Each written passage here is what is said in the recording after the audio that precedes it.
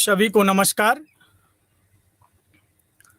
IGNOU Indira Gandhi national open university के इस live session में आप सभी का स्वागत है। प्यारे विद्यार्थियों, आज हम इस लाइव सेशन में आपके पाठ्यक्रम BESC 133 पाठ्यचर्या, शिक्षण, अधिगम, आकलन विषय पर परिचर्चा करेंगे। विद्यार्थियों, जब हम पाठ्यचर्या शब्द उच्चारित करते हैं तो हमें ये समझना चाहिए, यह चिंतन करना चाहिए, यह मंथन करना चाहिए कि ये पाठ्यचर्या जो हमारे विषय में रखी गई है, जिसका अध्ययन करना है हमको, उसका अर्थ क्या है, पाठ्यचर्या होती क्या है, पाठ्यचर्या के उद्देश्य क्या है, इसका विकास कैसे किया जाता है, इसके विकास में निर्धारक तत्व क्या हैं, किन विचारों का पाठ्यचर्या में प्रभाव पड़ता है, आदि ऐसे बहुत से प्रश्न हैं जिन पर हमें मंथन करना चाहिए, जिन पर हमें सोचना चाहिए कि यह विषय जो पाठ्यचर्या संप्रत्यय है, इसको हमारे पाठ्यक्रम में क्यों, हमारे विषय में क्यों रखा गया है। तो बहुत सारा परिदृश्य निकल करके सामने आ जाता है। उस पाठ्यचर्या की एक समझ हम लोगों के समक्ष उपस्थित हो जाती है।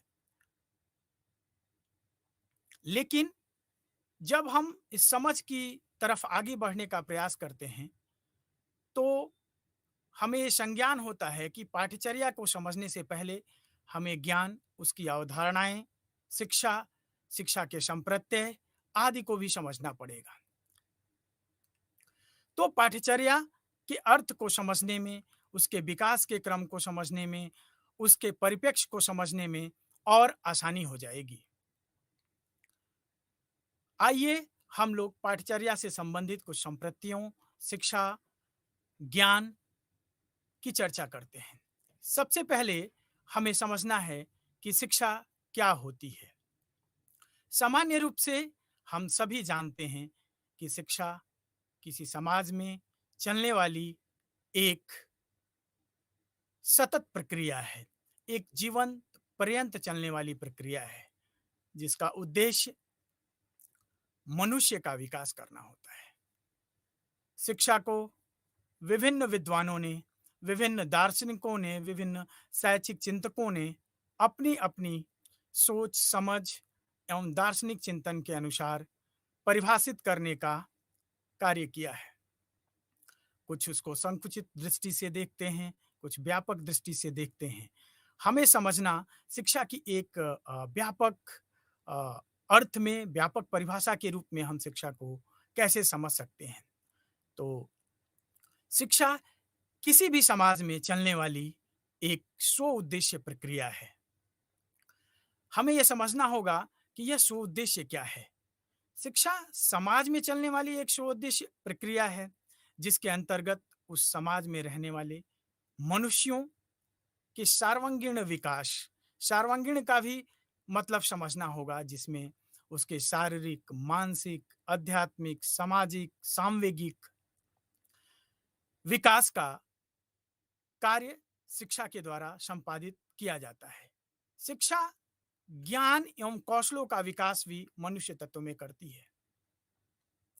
शिक्षा समाज में रहने वाले प्रत्येक उस मनुष्य को, उस बालक को एक सभ्य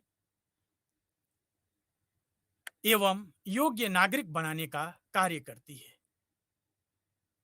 इसलिए शिक्षा को विभिन्न प्रकार के ज्ञान एवं कौशलों एवं अधिगम अनुभवों की आवश्यकता पड़ती है। ये जो अधिगम अनुभव हैं, ये जो ज्ञान है, ये जो कौशल है, इन सब को हम पाठ्यचर्या की दृष्टि दे सकते हैं, पाठ्यचर्या की दृष्टि से देख सकते हैं। क्योंकि शिक्षा को हमने पहले ही कहा कि एक सोद्देश्य प्रक्रिया है और उस उद्देश्य को प्राप्त करने के लिए उदाहरण के रूप में अगर हम लें कि मान लीजिए हम किसी बालक का मानसिक विकास करना चाहते हैं, उसका सामाजिक विकास करना चाहते हैं, उसको एक अच्छा नागरिक बनाना चाहते हैं, तो हमें उस तरह की पाठ्यचर्या का निर्माण करना पड़ेगा। इसलिए व्यक्ति अथवा मनुष्य के समस्त प्रकार के विकास में जिन ज्ञान, कौशलों एवं अधिगम अनुभवों को हम प्रयोग करते हैं, वो समस्त अधिगम अनुभव पाठ्यचर्या को दृष्टि देते हैं, पाठ्यचर्या के रूप में हम उसको अ, समझते हैं। जॉन डीवी शुरू के प्रयोगवादी विचारकों में से एक हैं। जब वो शिक्षा को और पाठ्यक्रम को जोड़ते हुए शिक्षा की व्याख्या करते हैं, तो कहते हैं कि शिक्षा शिक्षा जो है अनुभवों का पुनर्गठन है। यह व्यक्ति में निहित विभिन्न अनुभवों का विकास करती है, जो उसके वातावरण में उससे प्राप्त होता है। यानी अनुभव को सिर्फ विद्यालय तक नहीं जोड़ता। शिक्षा के अंदर वो समस्त प्रकार के अनुभव, चाहे वो प्रत्यक्ष हों, चाहे अप्रत्यक्ष हों, समस्त प्रकार के ज्ञान एवं कौशल, चाहे वो विद्यालय में दिए जाते हों या विद्यालय के बाहर हों, चाहे वो सहगामी क्रियाओं में हों, चाहे वो पाठ्य सहगामी क्रियाओं में हों, समस्त प्रकार के अनुभव शिक्षा के उद्देश्यों को प्राप्त करने में सहायक हैं। और वो समस्त प्रकार के जो उद्देश्यों के सहायक हैं, वही पाठ्यचर्या का रूप लेते हैं। शिक्षा को हम और भी विभिन्न अर्थों में समझ सकते हैं और जितने भी अर्थ में हम शिक्षा को समझने का प्रयास करते हैं, उन सब का अर्थ एक ही होता है कि मनुष्य का विकास करना। और विकास करने के लिए शिक्षा के कुछ पूर्व निर्धारित उद्देश्य हैं, उन उद्देश्यों की प्राप्ति करना और उन उद्देश्यों की प्राप्ति के लिए जो साधन प्रयोग होता है, वह पाठ्यक्रम कहलाता है, वह पाठ्यचर्या कहलाती है। पाठ्यचर्या को आप समझ रहे होंगे, जैसा मैंने कहा कि समस्त प्रकार के अधिगम अनुभव जो पूर्व निर्धारित उद्देश्य जो शिक्षा के हैं उसको प्राप्त करने के लिए प्रयोग किए जाते हैं, उसको क्रियान्वयन करने के रूप में प्रयोग किए जाते हैं, वो पाठ्यचर्या के रूप में कह सकते हैं। पाठ्यचर्या को विकसित करना और उसका उपयोग करना शिक्षा का एक अभिन्न अंग है। पाठ्यचर्या में शिक्षण, अधिगम, आकलन, ये सब एक दिशा प्रदान करने का कार्य करते हैं। यह व्यक्तियों में दक्षताओं को विकसित करने का कार्य करते हैं। इसीलिए शिक्षा के लक्ष्यों को प्राप्त करने के लिए जिन साधनों का हम लोग प्रयोग करते हैं, उसे हम पाठ्यचर्या के रूप में स्वीकार करते हैं। जैसा कि मैंने कहा कि सबसे पहले हमें शिक्षा का अर्थ समझना है। दूसरा जो शब्द है इसके साथ ज्ञान। ज्ञान को हम लोग सच्चे विश्वास के रूप में समझते हैं। अब यह ज्ञान न्याय संगत, जस्टिफाइड जो हमारा बिलीव है, जिसको हम तर्कों के आधार पर सिद्ध करते हैं, उसके रूप में स्वीकार कर सकते हैं। ज्ञान जो मानव विकास की पक्ष हैं, जिसमें से संज्ञानात्मक पक्ष, भावात्मक पक्ष, मनोक्रियात्मक पक्ष, ये 3 पक्ष मानव विकास के माने गए, जिसकी परिचर्चा बीएस ब्लूम ने भी अपनी पुस्तक टैक्सोनॉमी ऑफ एजुकेशनल ऑब्जेक्टिव में की है कि मानव का विकास इस 3 पक्षों में होता है 1956 में। ज्ञानात्मक पक्ष, भावात्मक पक्ष और मनोक्रियात्मक पक्ष, ये तीनों पक्ष विद्यार्थियों के सर्वांगीण विकास में सहायक होते हैं और इन पक्षों की प्राप्ति के लिए जो साधन प्रयोग किया जाता है ज्ञान के विकास के लिए, उसमें ज्ञान की विभिन्न विधियों के साथ साथ पाठ्यचर्या का भी प्रयोग होता है। और ये ज्ञान प्राप्ति जो है, जो मनुष्य के, जो बालक के 3 पक्षों की बात कर रही है, उसके लिए अनुभव के द्वारा उसका संज्ञानात्मक विकास हो सकता है, तर्क के द्वारा उसका संज्ञानात्मक विकास हो सकता है, प्राधिकार यानी अथॉरिटी, जैसे उदाहरण के रूप ले में हम लें तो बहुत सारे ऐसे ज्ञान हैं जो हमें मिलते हैं इस समाज से। अनुभव के रूप में, तर्क के रूप में, इंद्रियजन ज्ञान के रूप में या सत्ता जिसको हम लोग अथॉरिटी और कुछ इंट्यूशन के द्वारा भी जो ज्ञान मिलते हैं, ये ज्ञान की विधियों के रूप में इसको हम लोग स्वीकार करते हैं। मैंने कहा कि जैसे सत्ता के सूर्य पूरब से उगता है, ये एक यूनिवर्सल ट्रुथ है, ये सत्य है। यह भी एक ज्ञान हमें मिलता है, जिसको हम स्वीकार करते हैं। तर्क के द्वारा जो ज्ञान मिलता है, जैसे कहा गया कि सच्चा विश्वास जो जस्टिफाइड हो, जिसके लिए हम तर्क प्रस्तुत कर सकें, इस प्रकार ज्ञान की अनेक विधियां हैं जो हमें विभिन्न प्रकार के अनुभव देती हैं। और ये अनुभव जो हैं पाठ्यचर्या के हिस्सा होते हैं। अब एक पृष्ठभूमि हमने पाठ्यचर्या के बारे में समझी। ये पाठ्यचर्या विभिन्न परिप्रेक्ष्यों में देखी जाती है। सामाजिक, मनोवैज्ञानिक, दार्शनिक, शिक्षार्थियों की आवश्यकताएं, समाज की आवश्यकताएं। हम सभी जानते हैं कि शिक्षा का एक मुख्य उद्देश्य जो है शिक्षार्थियों के मानसिक अथवा बौद्धिक विकास को पूरा करना होता है। पाठ्यचर्या उसका एक उपकरण है जिसकी सहायता से हम इस कार्य को संपादित करते हैं। पाठ्यचर्या में विभिन्न परिप्रेक्ष्यों, विभिन्न अवधारणाओं, विभिन्न आकांक्षाओं का ध्यान रखकर हम उसका निर्माण करते हैं जो विद्यार्थियों की आवश्यकताओं को पूरा करते हैं। इन परिप्रेक्ष्यों को हम विभिन्न आधारों के रूप में भी समझ सकते हैं। जैसे हमने कहा कि शिक्षा एक सोउद्देश्य प्रक्रिया है। शिक्षा का जो उद्देश्य है उसको प्राप्त करने के लिए पाठ्यचर्या का निर्माण करना आवश्यक हो जाता है।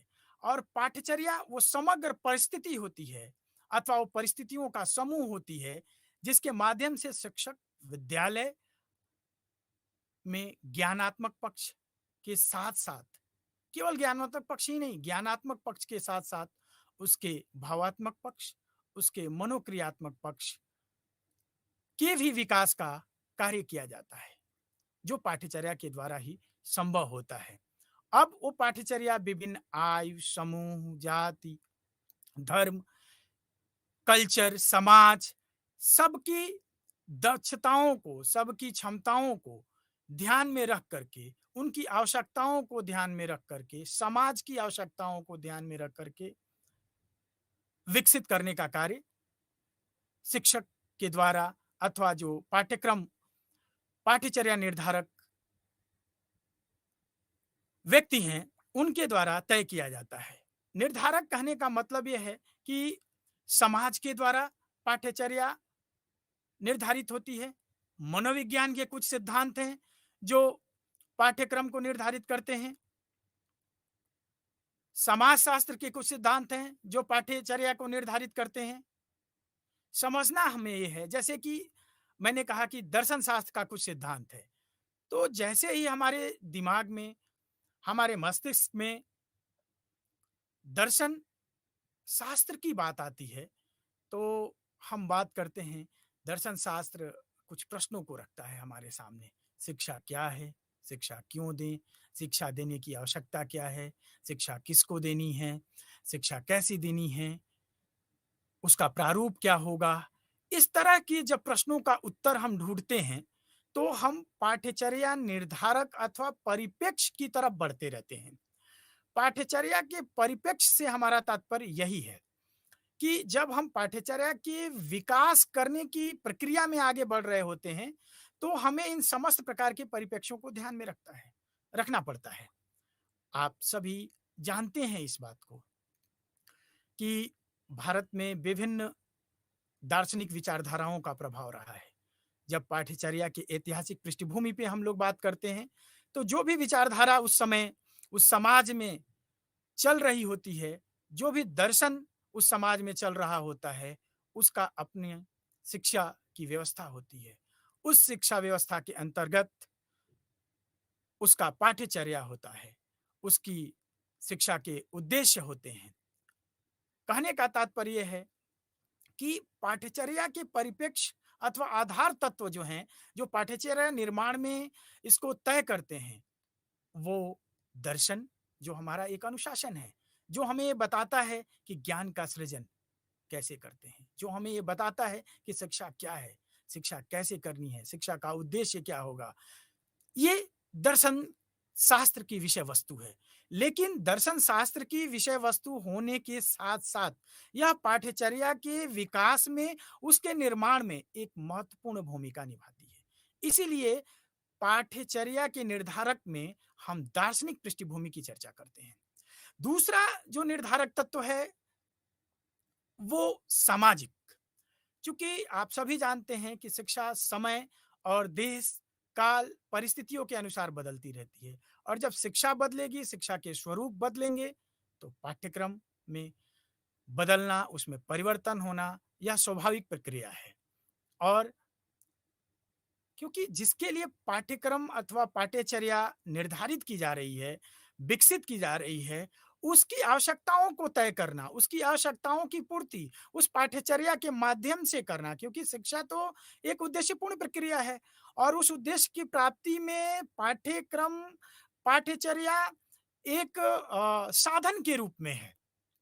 इसीलिए शिक्षा की सामाजिक जो प्रवृत्ति है, सामाजिक जो आधार है, वो यह तय करता है कि किसी विशिष्ट समाज में किस प्रकार की शिक्षा का संचालन करना है। इसीलिए फ्रांसीसी एक विद्वान अगस्त काम्टे, उन्होंने सामाजिक विज्ञान, समाजशास्त्र का एक संप्रत्यय दिया और शैक्षिक समाजशास्त्र के रूप में एक विषय की उन्होंने दृष्टि देने का कार्य किया, जिसको सामाजिक दृष्टि से हम पाठ्यचर्या के निर्माण में सम्मिलित करने का प्रयास करते हैं, जिसमें शिक्षा के उद्देश्य सामाजिक दृष्टि से क्या हो सकते हैं, शिक्षण विधियाँ कैसे हो सकती हैं, समाज की वर्तमान आवश्यकताएँ कैसे हो सकती हैं। इन सब को, समाज की स्थिति को ध्यान में रखते हुए हम पाठ्यक्रम अथवा पाठ्यचर्या निर्माण में समाजशास्त्रीय जो परिप्रेक्ष्य है, उसको शामिल करते हैं। तीसरा जो इसका महत्वपूर्ण आधार है, वो है मनोविज्ञान का। बहुत सारे हम लोग शिक्षक व्यवसाय, शिक्षक प्रोफ़ेशन से आते हैं। प्रश्न आता है, क्या पढ़ाएँ, क्यों पढ़ाएँ, कैसे पढ़ाएँ, किसको पढ़ाएँ, है ना? तो ये सारे जो प्रश्न हैं, क्या पढ़ाएँ, किसी न किसी एक विषय की पृष्ठभूमि का प्रश्न है। कैसे पढ़ाएँ, यह भी किसी न किसी एक विषय का प्रश्न है। कैसे पढ़ाएँ, किसको पढ़ाएँ, ये सब अपने आप में एक उत्तर ढूँढने का प्रयास करते हैं। तो जो पाठ्यचर्या है, उसमें दार्शनिक दृष्टि देने के बाद, उसके दार्शनिक परिप्रेक्ष्य को तय करने के बाद, सामाजिक परिप्रेक्ष्य को तय करने के बाद, जब हम उसके मनोवैज्ञानिक परिप्रेक्ष्य की तरफ बढ़ते हैं, तो मनोविज्ञान हमें कैसे पढ़ाया जाए, किन विधियों का प्रयोग किया जाए, किन शिक्षण प्रविधियों के माध्यम से शिक्षण और अधिक सरल, सुगम हो सकता है। जो पाठ्यचर्या हमें तय करनी है, वो विद्यार्थियों की दृष्टि से उनकी व्यक्तिगत विभिन्नताओं को, उनकी परिपक्वता को, उनके मैच्योरेशन को, उनकी इंटरेस्ट को कैसे हम एड्रेस कर रहे हैं, उनको कैसे शामिल कर रहे हैं, उनकी व्यक्तिगत विभिन्नताओं को, उनकी अभिवृत्तियों को, उनकी क्षमताओं को समझते हुए किस तरह की शिक्षण विधियाँ, शिक्षण पद्धतियाँ, शिक्षा के जो विभिन्न उपकरण हैं, जो अनुशासन की अवधारणा है, इन सब के प्रयोग में मनोविज्ञान पाठ्यचर्या निर्माण में अपनी एक महती भूमिका निभाता है, एक अपनी दृष्टि देता है और पाठ्यचर्या निर्माण के इस क्रम में हम इन तीनों परिप्रेक्ष्यों को ध्यान में रखते हैं, जब हम किसी पाठ्यचर्या को विकसित करने की दिशा में आगे बढ़ते हैं। तो उसके दार्शनिक परिप्रेक्ष्य पर भी ध्यान देने की आवश्यकता है, उसके सामाजिक परिप्रेक्ष्य पर भी ध्यान देने की आवश्यकता है, उसके मनोवैज्ञानिक परिप्रेक्ष्य में भी ध्यान देने की आवश्यकता है। इसके अतिरिक्त समय के साथ-साथ अनेक परिवर्तन होते रहते हैं, जैसे आजकल तकनीकी युग है। तो इस तकनीकी युग में भी हमें किस तरह के पाठ्यक्रम रखना है, इसका भी हम लोग ध्यान रखते हैं। पाठ्यचर्या विभिन्न स्तरों पर सामाजिक, राष्ट्रीय, स्थानीय, राज्य स्तरीय, ये जितने भी सामाजिक स्तर पे, जिसको हम लोग क्षेत्रीय स्तर भी कहते हैं, क्षेत्रीय स्तर पे पाठ्यचर्या का स्वरूप उस क्षेत्र में रह रहने वाले जो उस क्षेत्र में उस क्षेत्र की भाषा, उस क्षेत्र की संस्कृति, उस क्षेत्र का समाज जिस प्रकार का होगा, उस तरह के पाठ्यचर्या की विकसित करने की बात आती है। राष्ट्रीय स्तर पे राष्ट्रीय भावनाओं को रखते हुए कुछ ऐसी विषय सामग्री हमारे सामने होते हैं, जिनको सबको अध्ययन करना, सबको उसकी जानकारी प्रदान करना, राष्ट्र की दृष्टि से पाठ्यचर्या का निर्माण होता है। उसी तरीके से राज्य स्तर पे जो विभिन्न प्रकार के विश्वविद्यालय हैं, जो महाविद्यालय हैं, वो पाठ्यचर्या का निर्धारण करते हैं। हमने अभी तक पाठ्यचर्या के विभिन्न स्तर और परिप्रेक्ष्य एवं अर्थों को समझने का प्रयास किया। हम सभी जानते हैं कि बचपन से लेकर आज तक हमने जो कुछ भी शिक्षा प्राप्त की, इस शिक्षा प्राप्ति की प्रक्रिया के दौरान हम विभिन्न तरीके से संपन्न होने वाली प्रक्रियाओं को देखते हैं। वो प्रक्रियाएं विद्यालय में होती हैं, विद्यालय से बाहर होती हैं। अगर हम एक परिदृश्य अपने सामने आज के विद्यालय का लेते हैं और देखते हैं कि एक बालक विद्यालय जाता है, तो उससे सुबह प्रार्थना सभा का आयोजन किया जाता है, खेलकूद प्रतियोगिताओं का आयोजन किया जाता है, उसके अंदर कुछ अच्छे विचार प्रस्तुत करने की बात की जाती है। ये सारे जो हैं एनसीसी के कार्यक्रमों में प्रतिभाग करने के कार्य भी किए जाते हैं विद्यालय के द्वारा। और इसके अतिरिक्त कक्षा में बैठकर विद्यार्थी कुछ विषयों का भी अध्ययन करता है। ये जो प्रार्थना सभा का आयोजन, प्रार्थना में राष्ट्रगान का आयोजन, खेल-कूद, प्रत्येक जो गतिविधियां विद्यालय में हो रही हैं, विषय वस्तु के साथ-साथ विषय वस्तु के बाहर, ये समग्र जो है पाठ्यचर्या की विषय वस्तु है। ये पाठ्यचर्या का एक समग्र रूप है, जिसमें हर प्रकार के अनुभव विद्यार्थी को देने की कोशिश की जाती है। पाठ्यचर्या जिसको हम अगर एक व्यवस्थित रूप में समझने का प्रयास करें, तो शिक्षा व्यवस्था का एक केंद्र बिंदु है, जो विद्यालय में उपलब्ध सभी संसाधन, चाहे वो विद्यालय का भवन हो, विद्यालय के अन्य उपकरण हो, पुस्तकालय, पुस्तकें, शिक्षक सामग्री, समस्त प्रकार की पाठ्य सामग्री, इन सब प्रकार की क्रियाओं को शामिल किया जाता है। प्रत्येक सभ्य समाज अपनी युवा पीढ़ी को समाजीकरण की दृष्टि से, निर्भर बनाने की दृष्टि से एक ऐसे पाठ्यचर्या के निर्माण की तरफ बढ़ने का प्रयास करती है, जिससे उस समाज में एक सभ्य एवं सुसंस्कृत योग्य नागरिक का निर्माण किया जा सके। कहने का तात्पर्य यह है कि पाठ्यचर्या शिक्षा का आधार है। पाठ्यचर्या शिक्षा के उद्देश्यों की पूर्ति करती है।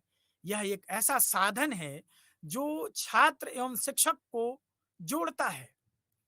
पाठ्यचर्या के माध्यम से शिक्षक अपने छात्रों के सर्वांगीण विकास की तरफ बढ़ता है। पाठ्यचर्या शिक्षक के जीवन के लक्ष्यों के साथ साथ विद्यार्थी के जीवन के जो लक्ष्य हैं, जो पूर्व निर्धारित शिक्षा के लक्ष्य हैं, उसको प्राप्त करने में सहायता प्रदान करने का कार्य करती है।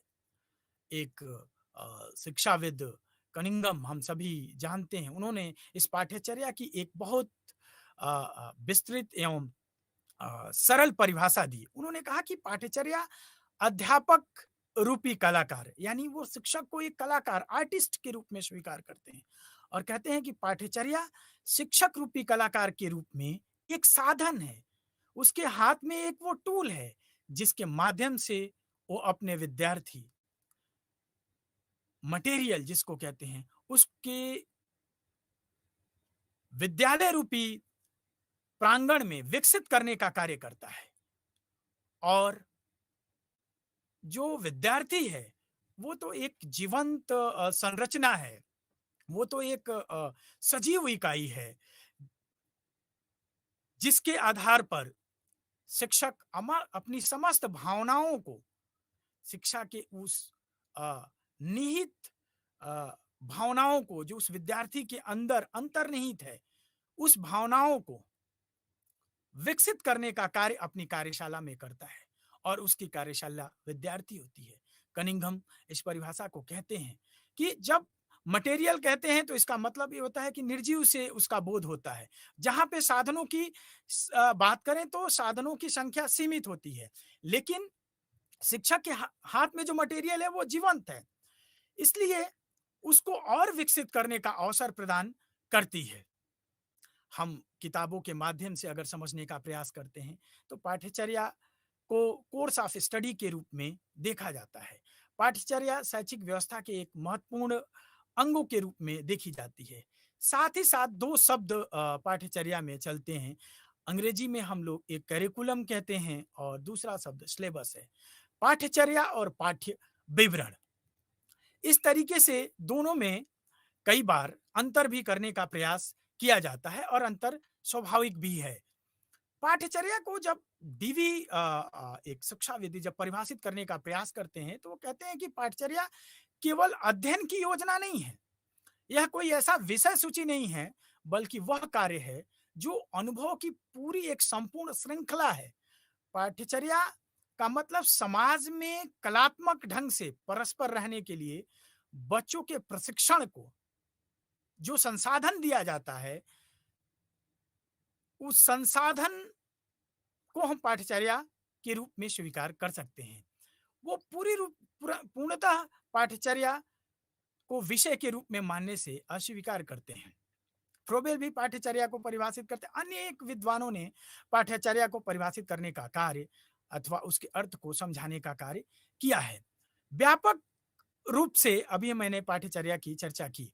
माध्यमिक शिक्षा आयोग 1952 में जब पाठ्यचर्या को परिभाषित करता है तो लिखता है कि पाठ्यचर्या का अर्थ केवल उन सैद्धांतिक विषयों से नहीं है जिन विषयों का हम विद्यालयों में पढ़ाते हैं या विभिन्न बोर्डों के माध्यम से, विभिन्न विश्वविद्यालयों के माध्यम से दिया जाता है, जो परंपरागत रूप से पढ़ाए जाते हैं, अपूर्ति उन संपूर्ण अनुभवों को से है जिसमें बालक विद्यालय, कक्षा, पुस्तकालय, प्रयोगशाला, कार्यशाला, खेल का मैदान, शिक्षक, शिक्षार्थी, समाज, इन सब के वातावरण से जिस पाठ्यचर्या का निर्माण किया जाता है, उसको माध्यमिक शिक्षा परिषद, माध्यमिक शिक्षा आयोग 1952 अपनी रिपोर्ट में संपादित करता है, परिभाषित करता है। तो पाठ्यचर्या एक विस्तृत संप्रत्यय है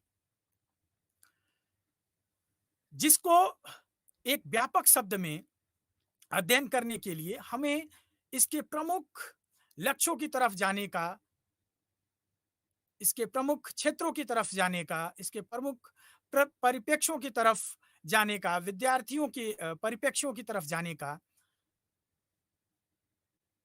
जिक्र करना पड़ता है, जिसकी चर्चा, जिसका जिक्र हमने अभी किया कि शिक्षा में जब हम पाठ्यचर्या को तय करते हैं तो हम सामाजिक, मनोवैज्ञानिक, दार्शनिक, विद्यार्थियों, शिक्षार्थियों, उनकी सामाजिक आवश्यकताओं को हम ध्यान में देते हैं। साथ ही मैंने कहा कि पाठ्यचर्या और पाठ्य विवरण, ये दोनों में हमें अंतर करना होता है। पाठ्यचर्या और पाठ्य विवरण, जैसा मैंने कहा, पाठ्यचर्या एक व्यापक शब्दावली के रूप में, एक व्यापक विषय वस्तु के रूप में हम उसको शामिल करते हैं, जबकि पाठ्य विवरण जो होता है वो किसी ही एक विषय के विभिन्न अवधारणाओं पर ही निहित होता है। जैसे उदाहरण के रूप में मैं आपसे कहूं कि आपका जो ये विषय है, पाठ्यक्रम शिक्षण अधिगम एवं आकलन, इसके 4 इकाई हैं और इन 4 इकाइयों में जो विषय वस्तु, जो अवधारणाएं रखी गई हैं, ये पाठ्य विवरण की हैं। लेकिन जो पाठ्यक्रम है वो आपका जो कोर्स है, जैसे आप स्नातक के पाठ्यक्रम में हैं तो उस स्नातक के पूरे कोर्स ऑफ स्टडी में जितने विषय रखे गए हैं वो पाठ्यक्रम की विषय वस्तु के अंतर्गत आते हैं। तो पाठ्य विवरण में हम एक विषय के रूप में देखते हैं और चर्या में हम उस कोर्स से संबंधित समस्त विषयों को रखते हैं। पाठ्य विवरण वर्णनात्मक प्रवृत्ति का होता है, जबकि पाठ्यचर्या परिप्रेक्षात्मक, जैसा मैंने कहा, कॉन्टेक्सचुअल होती है। पाठ्य विवरण परीक्षा बोर्ड से निर्धारित होते हैं, एक निश्चित अवधि के लिए होते हैं और पाठ्यचर्या उस पाठ्यक्रम, उस कोर्स जिसमें आपने नामांकन लिया है, उसकी समाप्ति के लिए होते हैं। पाठ्यचर्या एवं पाठ्य विवरण को हम अनेक उदाहरणों के माध्यम से, अनेक दृष्टांतों के माध्यम से समझ सकते हैं। जैसे मैंने कहा कि आप जिस पाठ्यक्रम में अध्ययन कर रहे हैं, उस पाठ्यक्रम का कोई एक विषय ले लें। उसके विभिन्न अवधारणाएँ, विषय वस्तु, विभिन्न इकाइयों में वर्णित उसके जो विषय वस्तु हैं, पाठ्य विवरण का उदाहरण है। जैसे अगर मैं कहूँ कि कक्षा 9 के विषय की, किसी भी विषय की एक पाठ्य अ अ विवरण को उदाहरण के रूप में, जैसे आप कक्षा 9 की एनसीईआरटी के किसी पाठ्य पुस्तक में विज्ञान विषय को लेते हैं, तो उसमें विभिन्न इकाइयाँ होंगी, प्रत्येक इकाइयों में विभिन्न अध्याय होंगे। जैसे प्रत्येक इकाई का मतलब अगर उस अ, पाठ्य विवरण में 2, 2 से अधिक, 4 या और भी अधिक इकाइयाँ हो सकती हैं। उसमें कुछ अध्याय होंगे, जैसे आपने विज्ञान विषय लिया, तो विज्ञान किसे कहते हैं, परमाणु किसे कहते हैं, है ना? आस-पड़ोस में पदार्थ क्या है, पदार्थ की परिभाषाएँ क्या हैं, परमाणु और अणु में क्या है, ये उस पाठ्य विवरण के अंतर्गत आता है। लेकिन जब हम उसी कक्षा के विषय वस्तु के साथ-साथ पाठ्यचर्या के उस परमाणु, अणु, आस-पास, पास-पड़ोस में वातावरण, आस-पास में उपलब्ध पदार्थों को जा करके, क्षेत्र भ्रमण करके, प्रयोग करके, वैज्ञानिक वार्ता करके, संगोष्ठी करके, उसको अध्ययन करने का कार्य करते हैं, तो यह पाठ्यचर्या का विषय बन जाता है। क्योंकि पाठ्य विवरण में हमने सीमाओं को तय किया है, लेकिन पाठ्यचर्या में सीमाएँ नहीं हैं, उसमें दोनों तरह के विषय वस्तु शामिल करने का कार्य किया जाता है। तो इस तरीके से हमने पाठ्यचर्या, पाठ्य विवरण में अंतर सरलतम उदाहरणों के माध्यम से समझने का प्रयास किया। अब हमें ये समझना है कि हमने कई परिप्रेक्ष्य की बात की। हमारे इस पाठ्यचर्या विकसित करने की दिशा में हमारी सरकारें, हमारे जो विभिन्न अकादमिक संगठन हैं, जो नेशनल बॉडीज़ हैं, वो विभिन्न समय-समय पर कुछ ना कुछ ऐसे दिशा-निर्देश, ऐसे प्रारूप तय करते हैं, जिनके आलोक में हमें अपनी पाठ्यचर्या को तय करना पड़ता है। जिनके आलोक में, जिनके परिप्रेक्ष्य में हमने अपनी पाठ्यचर्या को विकसित करना होता है। उसी क्रम में हम सभी जानते हैं कि राष्ट्रीय अध्यापक शिक्षा परिषद और प्रोफ़ेसर यशपाल की अध्यक्षता में 2005 में, उससे पूर्व भी 1975, 1988 और 2000 में राष्ट्रीय पाठ्यचर्या रूपरेखा विकसित की गई, जिसमें यह एक तरीके से सुझाव देने का कार्य किया गया। एक तरीके से एक आउटलाइन जिसको बोलते हैं, एक मॉडल्स देने का कार्य किया गया कि जो स्थानीय स्तर पे, क्षेत्रीय स्तर पे, राष्ट्रीय स्तर पे, विद्यालय स्तर पे, राज्य स्तर पे, विश्वविद्यालय स्तर पे पाठ्यक्रम का निर्माण हो, उसके लिए एक दिशा-निर्देश, एक प्रारूप, राष्ट्रीय पाठ्यचर्या नेशनल करिकुलम फ्रेमवर्क 2005 एक दिशा-निर्देश देता है, जिसका संबंध, जिसका मुख्य उद्देश्य जो होता है, वो अच्छे नागरिकों का निर्माण करना। जो ज्ञान का बोझ, जिसको हम लोग बस्ते के बोझ के रूप में कहते हैं, जिसमें उम्र का ध्यान नहीं रखा जाता है, बच्चे की परिपक्वता का ध्यान नहीं रखा गया, बच्चे की समझ का ध्यान नहीं रखा गया, उस दिशा की तरफ हम बढ़ते हुए पाठ्यचर्या का निर्माण करने लगे, उसको कम करने, उसको एक दिशा देने के लिए राष्ट्रीय पाठ्यचर्या 2005 हम लोग के समक्ष प्रस्तुत की गई, जिसके कुछ प्रमुख सिद्धांत थे, जिसको आधार मान करके उसको विकसित करने का कार्य किया गया। और वो सिद्धांत क्षेत्रीय स्तर पे भी पाठ्यचर्या की रूपरेखा के आधार पे पाठ्य विवरण और पाठ्यचर्या तय करने का कार्य करते हैं। हम राष्ट्रीय जो पाठ्यचर्या नेशनल करिकुलम फ्रेमवर्क है, उसके आधार पे उसके सिद्धांतों का पालन करते हुए पाठ्यचर्या की एक रूपरेखा तय कर सकते हैं। उसके सिद्धांतों का पालन करते हुए हम पाठ्यचर्या का निर्माण कर सकते हैं। उसके कुछ प्रमुख जो सिद्धांत हैं, जिसमें कि विद्यालय के अंदर जो ज्ञान था, वो तो है। विद्यालय के अंदर के ज्ञान को सामाजिक ज्ञान या विद्यालय के बाहर के ज्ञान से कैसे हम जोड़ें, इस बात का समर्थन हमारी राष्ट्रीय पाठ्यचर्या 2005 करती है। उसका एक प्रमुख सिद्धांत है कि विद्यालय के ज्ञान को जीवन के ज्ञान से जोड़ना है। दूसरा उसका जो प्रमुख सिद्धांत है, वो ये है कि शिक्षा सिर्फ विषयों के रटने का कार्य नहीं होनी चाहिए। विषयों को अध्ययन करके, उसको रट करके किसी परीक्षा का पास कर लेना, किसी परीक्षा को पास कर लेना शिक्षा का उद्देश्य नहीं है।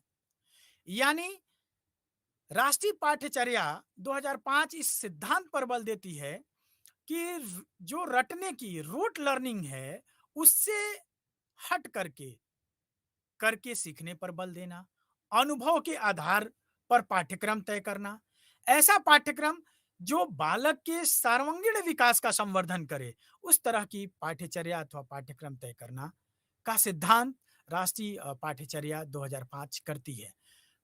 तीसरा जो उसका प्रमुख सिद्धांत हम लोग के समक्ष आता है, वो आता है कि परीक्षा प्रणाली।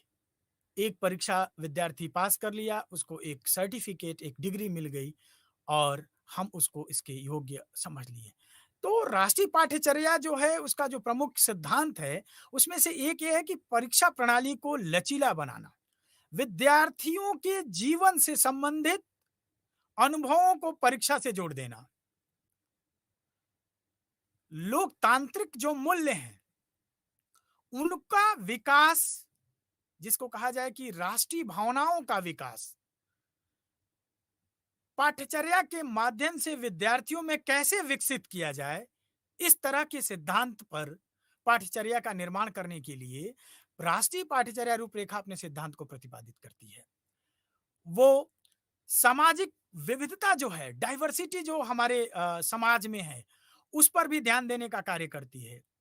वो प्रत्येक समाज की, प्रत्येक क्षेत्र की, भारत की जो ज्ञान परंपरा है, जो देशज ज्ञान है, जो जीवन कौशल हैं, उन कौशलों को, उन मूल्यों को विद्यालय के समस्त स्तरों पर लागू करने का सिद्धांत प्रस्तुत करती है।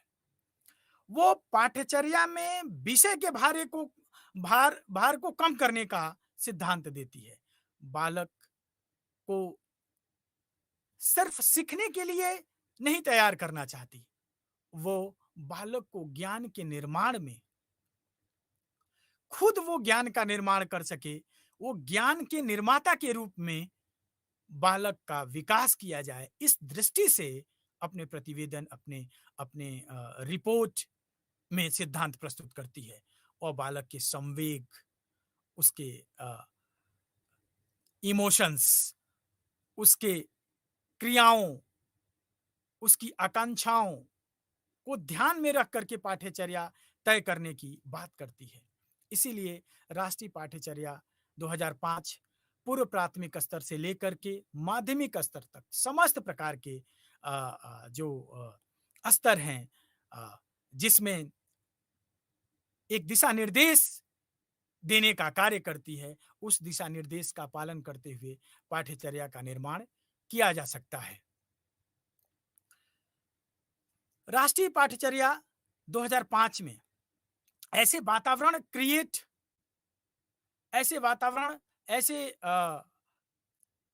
वातावरण सृजन करने की बात करती है, जिसमें शिक्षार्थियों के अनुभव को महत्वपूर्ण स्थान मिले, उनके विचारों को महत्व दिया जाए, उनकी सहभागिता बढ़ाई जाए, जहां वो सुरक्षित महसूस करें, ऐसे वातावरण किए जाएं, उनकी भाषाओं में शिक्षण देने का कार्य किया जाए, अनुभव के द्वारा शिक्षण अधिगम सामग्रियों को तैयार कर शिक्षण देने का कार्य किया जाए।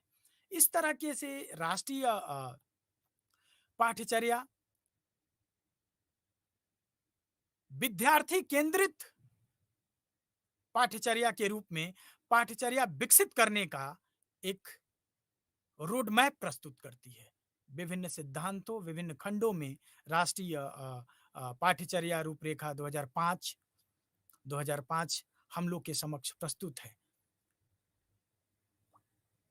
वह अध्ययन करने और उस अध्ययन के द्वारा प्राप्त अनुभव को पाठ्यचर्या निर्माण में दिशा देने का कार्य करती है। हम सभी जानते हैं कि सामाजिक आवश्यकताएं, शिक्षा और समाज एक दूसरे से जुड़े हुए हैं। समाज शिक्षा को अनेक दशा जिसको अनेक दिशा देने का कार्य करती है। उस दिशा में अनेक तरह के अनुभव आते हैं। जब हम उन अनेक अनुभवों को पाठ्यचर्या की दृष्टि से देखने का कार्य करते हैं, पाठ्यचर्या की दृष्टि से समझने का प्रयास करते हैं, तो हमें विभिन्न प्रकार के ये पाठ्यचर्याएं, विभिन्न प्रकार के अनुभव मिलते हैं। और जब हम उन अनुभवों को विभिन्न दृष्टि से अलग करने की कोशिश करते हैं, तो हमें पाठ्यचर्या के विभिन्न प्रकारों का बोध होता है। किस अनुभव को किस तरीके से दिया जाए, उसके लिए किस तरीके से, किस प्रकार का पाठ्यचर्या तय की जाए। विभिन्न पुस्तकों में विभिन्न प्रकार के पाठ्यचर्या के प्रकारों की चर्चा की गई है। हम आगे पाठ्यचर्या के कुछ महत्वपूर्ण प्रकारों पर चर्चा करते हैं। आइए, जैसे मैंने कहा कि शिक्षा में विभिन्न अधिगम अनुभव देने का प्रयास किया जाता है, विभिन्न प्रकार के ज्ञान एवं कौशल देने का कार्य किया जाता है, विभिन्न प्रकार के विषयों को सम्मिलित करके सर्वांगीण विकास करने का कार्य किया जाता है। तो विभिन्न प्रकार के पाठ्यचर्यों के रूप स्पष्ट होते हैं। उन्हीं में से कुछ महत्वपूर्ण हैं, जैसे कोर पाठ्यचर्या, कोर कैरिकुलम, समेकित पाठ्यचर्या, इंटीग्रेटेड इंक्लूसिव एकीकृत पाठ्यचर्या, सैद्धांतिक थ्योरेटिकल पाठ्यचर्या, क्रिया केंद्रित पाठ्यचर्या, अनुभव आधारित पाठ्यचर्या, बाल केंद्रित पाठ्यचर्या। ये विभिन्न प्रकार के पाठ्यचर्या हमारे समक्ष आते हैं। हम कोर पाठ्यचर्या को लेते हैं। कोर पाठ्यचर्या, जैसे कि आप सभी जानते हैं, हम लोग अक्सर चर्चा करते हैं कोर पेपर, ऑप्शनल पेपर। कुछ ऐसे विषय होते हैं जिनका राष्ट्र की दृष्टि से, समाज की दृष्टि से और व्यक्ति की दृष्टि से सबके लिए महत्वपूर्ण, एक समान से महत्वपूर्ण होता है और उसको अनिवार्य रूप से पढ़ना पड़ता है।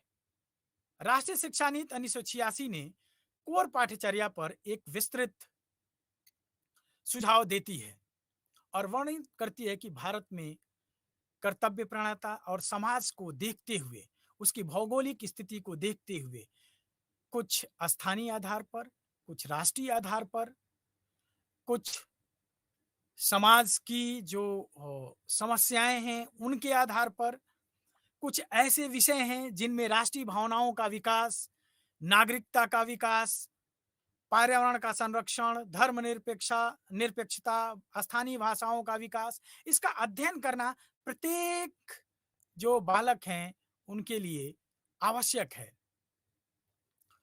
इसके लिए कोर पाठ्यचर्या निर्मित करनी पड़ती है।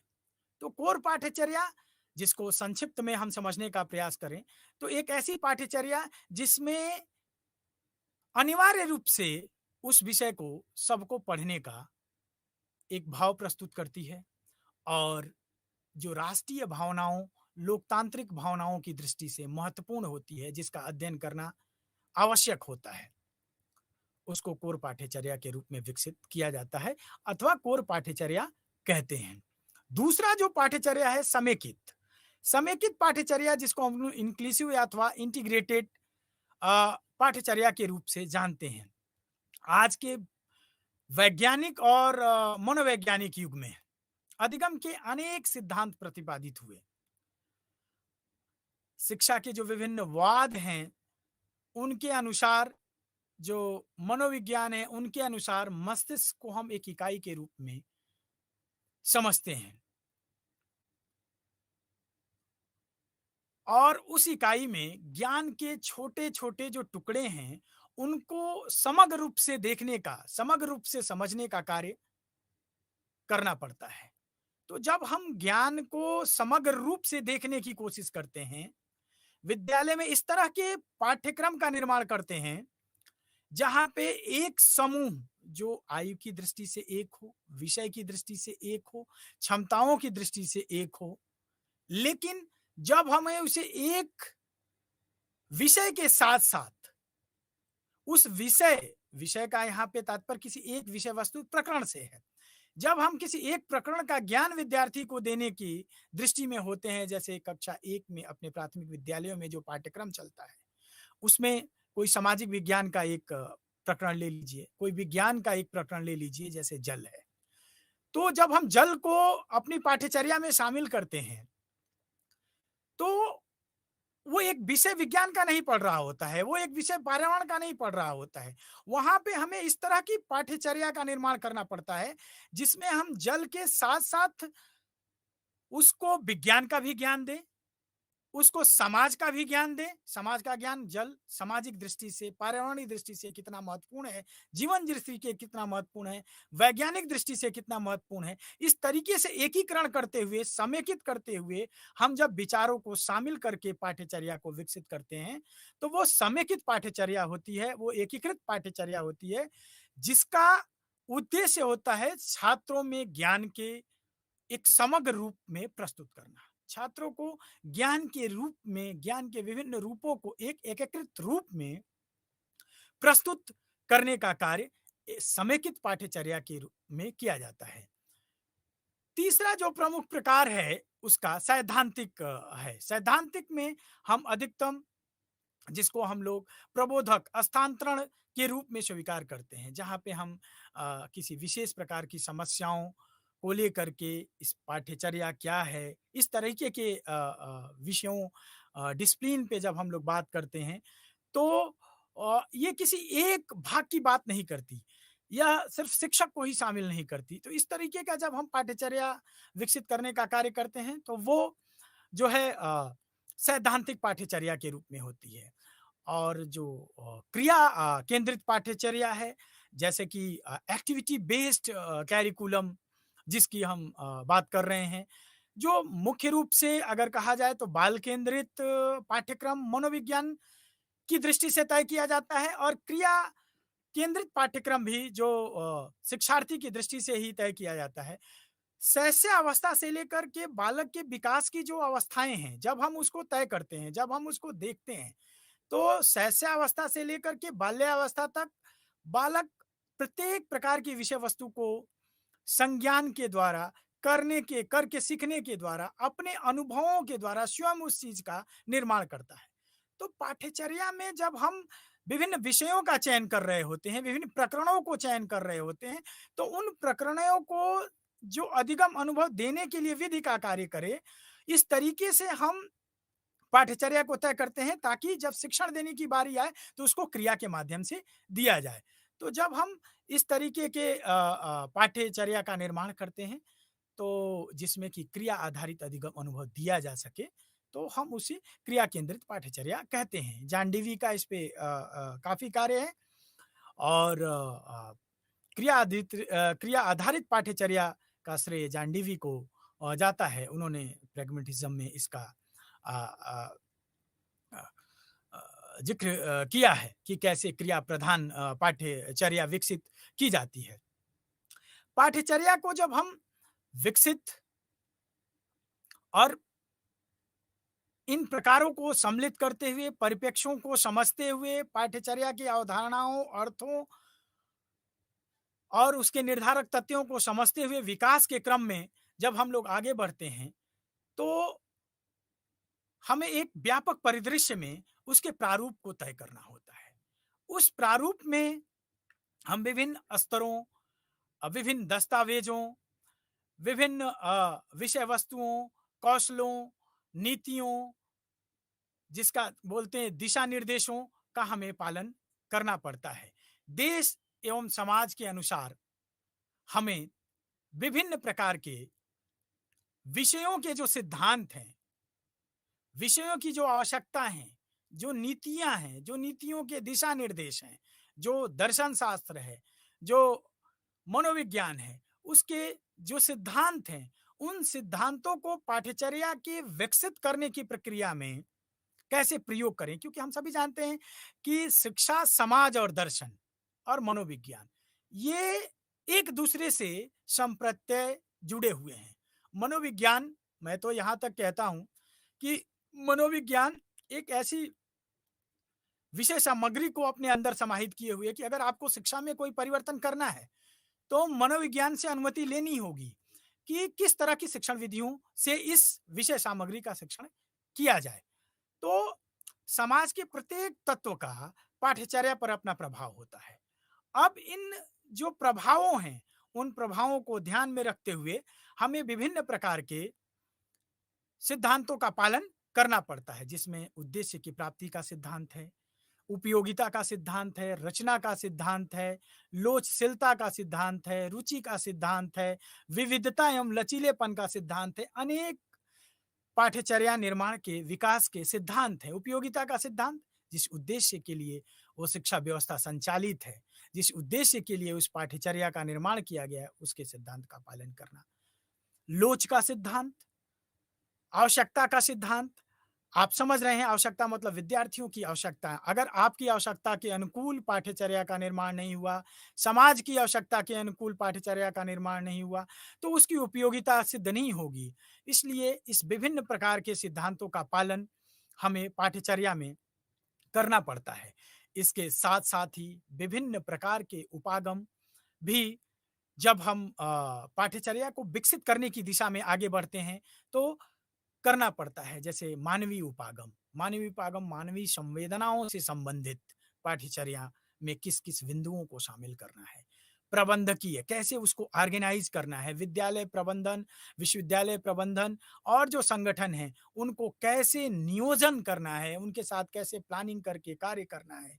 अकादमिक जो उपागम है, इस तरीके से पाठ्यचर्या में हम पूर्व निर्धारित जो उद्देश्य हैं, उनको प्राप्ति करने हेतु विभिन्न उपागमों का प्रयोग करते हैं। जो अधिगम अनुभव हम निर्धारित किए किए हुए हैं, जिनको हम एक व्यवस्थित रूप देने का कार्य करते हैं, उसको हम उपागम के रूप में एक ब्लूप्रिंट के रूप में देखते हैं। यह ब्लूप्रिंट एक उपागम के रूप में हो सकता है, जिसमें प्रबंधकीय उपागम, अ, व्यावहारिक उपागम, इस तरीके से हम विभिन्न उपागमों का भी विकास के पाठ्यक्रम विकास के क्रम में जब हम आगे बढ़ते हैं, तो उसको शामिल करते हैं। पाठ्यचर्या डिज़ाइन के विभिन्न सोर्स हैं, जिसमें विद्यार्थी एक महत्वपूर्ण सोर्स के रूप में कार्य करता है। समाज एक महत्वपूर्ण सोर्स के रूप में कार्य करता है, जहाँ पे हम विद्यार्थी को एक महत्वपूर्ण सोर्स में देखते हैं, उसको एक स्रोत के रूप में देखते हैं। पाठ्यचर्या के प्रारूप में हम विद्यार्थी के अनुभवों को महत्वपूर्ण स्थान दें, उनकी क्षमताओं को, उनके अधिगम अनुभव को महत्वपूर्ण स्थान दें, तो वो जो स्रोत है वो विद्यार्थी पर आधारित स्रोत हो जाता है। जब हम समाज की संरचना, उसकी सांस्कृतिक, उस समाज में चल रही विभिन्न संस्कार, कल्चर्स को हम जब पाठ्यचर्या में स्थान देने देने का कार्य करते हैं, तो हम अ, समाज को एक स्रोत के रूप में स्वीकार करते हैं। समाज बहुत ही महत्वपूर्ण घटक होता है पाठ्यचर्या के निर्माण में, क्योंकि शिक्षा और समाज एक दूसरे के पहलू हैं। जैसे समाज में किस तरह की शिक्षा का संचालन करना है, यह समाज तय करेगा। उस समाज में रहने वाले लोग तय करेंगे। तो समाज एक महत्वपूर्ण स्रोत के रूप में कार्य करता है, एक महत्वपूर्ण उपागम के रूप में कार्य करता है, जिसमें हम समाज को, उसके संस्कार को, उसकी दृष्टि को देखते हुए, उसकी सांस्कृतिक, उसकी भाषाई, उसकी विभिन्नताओं, उसकी विविधताओं को देखते हुए पाठ्यक्रम के उपागम को तय करते हैं और विकसित करने का कार्य करते हैं। इस प्रकार पाठ्यक्रम में स्रोत के रूप में विद्यार्थी, समाज महत्वपूर्ण भूमिका का कार्य करते हैं। हम विद्यार्थी को समझें और समाज को समझें और उनके अनुकूल पाठ्यचर्या विकसित करने का कार्य करें। अभी लगभग 34 वर्षों के बाद राष्ट्रीय शिक्षा नीति 2020 हम लोग के समक्ष प्रस्तुत की गई है, जिसने विद्यालयी पाठ्यचर्या पर एक विस्तृत सुझाव और उसके पुनर्गठन पर बात करती है, जिसमें 5+3+3+4 को आधार वर्गीकरण करते हुए संज्ञानात्मक आधार बनाकर बच्चों के विकास की स्थिति को समझते हुए, उनके कॉग्निटिव डेवलपमेंट को समझते हुए उनके लिए पाठ्यक्रम तय करने की बात करती है। फाउंडेशन स्तर पर किस तरह के पाठ्यक्रम होंगे, बुनियादी जिसको हम लोग बोलते हैं, बच्चों को आंगनवाड़ी के साथ जोड़ने का, पूर्व प्राथमिक स्तर पर किस किस प्रकार के पाठ्यक्रम होंगे। तो प्रत्येक आयु समूह को ध्यान में रखते हुए शिक्षा की पाठ्यचर्या को बालक की दृष्टि से, बालक के विकास की दृष्टि से, उनके मेंटल मैप को समझते हुए, उनकी मानसिक संरचना को समझते हुए शिक्षा की पाठ्यचर्या को पुनर्गठन का सुझाव 5+3+3+4 के रूप में देने का कार्य करती है। हमने पाठ्यचर्या के विभिन्न डिजाइन प्रारूप को समझा। अगर हम पाठ्यचर्या विकसित या पाठ्यक्रम की बात करें तो शुरू में फ्रैंकलिन बॉबिट, टाबा, हिल्डा टाबा, इनका मॉडल और इनकी पुस्तकें रेफरेंस के रूप में देखी जा सकती हैं। हिल्डा टाबा ने पाठ्यक्रम के मॉडल को या तो विकसित करने के लिए कुछ चरणों की बात की। उन्होंने कहा कि जब हम पाठ्यक्रम विकसित करने की बात करते हैं तो सबसे पहले हमें अधिगम उद्देश्यों का निर्धारण करना पड़ेगा। पहला चरण हमारा अधिगम उद्देश्यों का निर्धारण करना होता है। दूसरा चरण हमारा अधिगम से संबंधित विषय वस्तु का चयन करना होता है। तीसरा जो है वो उसके संगठन ऑर्गेनाइजेशन से होता है और उसके बाद हमें मूल्यांकन यानी जो हमने पाठ्यचर्या तय की है उसके मूल्यांकन की तरह पे बढ़ना पड़ता है। एक और महत्वपूर्ण विषय होता है, जब हम पाठ्यचर्या विकसित करते हैं तो पाठ्यचर्या को हम शिक्षा शास्त्र से जोड़ने का प्रयास करते हैं। शिक्षा शास्त्र मतलब पेडागोजी, और पेडागोजी का मतलब होता है इट्स साइंस ऑफ आर्ट और टीचिंग, यानी शिक्षण करने का कला एवं विज्ञान। यानी शिक्षा का जो पाठ्यचर्या है उसको विद्यार्थियों तक कैसे पहुंचाया जाए, इसके लिए शिक्षा और पाठ्यचर्या के बीच में संबंध स्थापित करना महत्वपूर्ण हो जाता है, क्योंकि पाठ्यचर्या को दृष्टि देने का कार्य, किस प्रकार की दृष्टि, किस तरीके से इस पाठ्यचर्या को विद्यार्थियों तक पहुंचाने का कार्य किया जाएगा, यह शिक्षा शास्त्र का विषय है। और शिक्षा शास्त्र पेडागोजी शब्द से मिला है, जिसका विभिन्न प्रकार के, जैसे अगर बालक को पढ़ाना है तो किस तरह की पेडागोजी का प्रयोग करेंगे, एडल्ट को पढ़ाना है तो किस तरह का पेडागोजी का प्रयोग करेंगे। हम विभिन्न प्रकार की पेडागोजी का प्रयोग करते हैं। तो शिक्षा और पेडागोजी दोनों में महत्वपूर्ण संबंध है, क्योंकि जो पेडागोजी होती है वो कॉन्टेक्सचुअल होती है, वो फिलॉसफी ऑफ लाइफ की बात करती है, वो कल्चर की बात करती है, वो कॉन्टेक्स्ट लर्नर की बात करती है। तो हम शिक्षा में भी इन संप्रतियों को देखते हैं। हम व्यक्ति के दर्शन को देखते हैं, हम व्यक्ति के सांस्कृतिक समाज के सांस्कृतिक वातावरण को, उसके कॉन्टेक्स्ट को देखते हैं। इस प्रकार शिक्षा और शिक्षण शास्त्र दोनों में एक गहरा संबंध है। हम शिक्षा और शिक्षण का पाठ्यक्रम यानी शिक्षण शास्त्र और पाठ्यचर्या दोनों में गहरे संबंध है। पाठ्यचर्या को कैसे विद्यार्थी तक पहुंचाया जाए, ये शिक्षण शास्त्र का विषय है।